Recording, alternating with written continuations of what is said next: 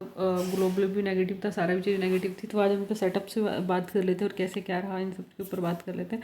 सबसे पहले हम यहाँ पे जाते हैं और यहाँ पे हम देखते हैं कि जस्ट अ मिनट कि आज जब सबसे पहले हमने आज का डे और हाई और लो मार्क कर लिया। आज का जो था 23,378 का हाई था, 23,180 का लो था।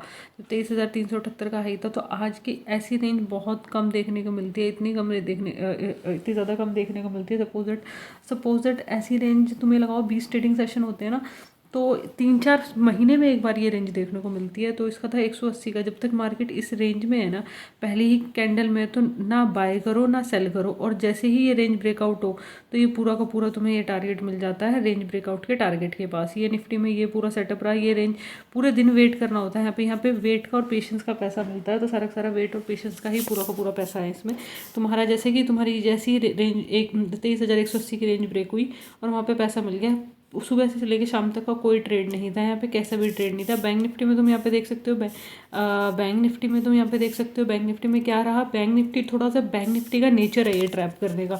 सपोज दैट ये नेचर बैंक निफ्टी का रहता ही रहता है कि डे हाई ब्रेक करती है। बैंक निफ्टी जो मेरा सबसे बड़ा लॉस हुआ था, आई गेस अभी एक्सपायरी वाले दिन हुआ था, 27 से 28 फरवरी की एक्सपायरी थी। उस पर सबसे बड़ा लॉस इस वजह से ही हुआ था कि मार्केट ने डे हाई ब्रेक कर दिया, तो डे हाई के बाद उसने रिवर्सल लिया था। तो सेम था कि आज भी बैंक निफ्टी ने अपना हाई बनाया था। 54,110 का हाई था, 53,437 का लो था। 54,110 का हाई और 53,437 का लो। जैसे इसने जो यहाँ पे वाले जो ये वाली कैंडल तुम यहाँ पे देखते ना, ये वाली जो कैंडल थी, इस कैंडल की क्लोजिंग थी, ये वाली इस वाली कैंडल की ओपनिंग थी 53,474 और इसने हाई बनाया था 53,474। इसका हाई था 54,110 और इसका लो था 53,437 रुपये। इसकी क्लोजिंग थी 53,996 रुपये, 53,996 की क्लोजिंग थी इसकी। तो इस पर क्लोजिंग डिपेंड करती है। और जो इसकी क्लोजिंग थी 54,130 की, जो एक क्लोजिंग में ये शो करती है कि डे हाई ब्रेक हो चुका है, बट यहाँ पे बहुत ज़्यादा क्वांटिटी आई होती है, इस वजह से वहाँ पे स्टॉप लॉस हिट होते हैं।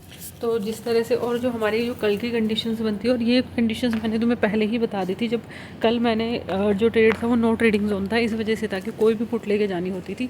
कि इसमें ये होता था कि कल भी मैं जिस पुट पे बात कर रही थी, मैंने यहाँ पे निफ्टी की जो एक पुट लगा रखी थी, इस पर भी मैंने ये वाली निफ्टी फोकस ओनली 100 रुपीज़, ये वाली निफ्टी की पुट थी मेरी।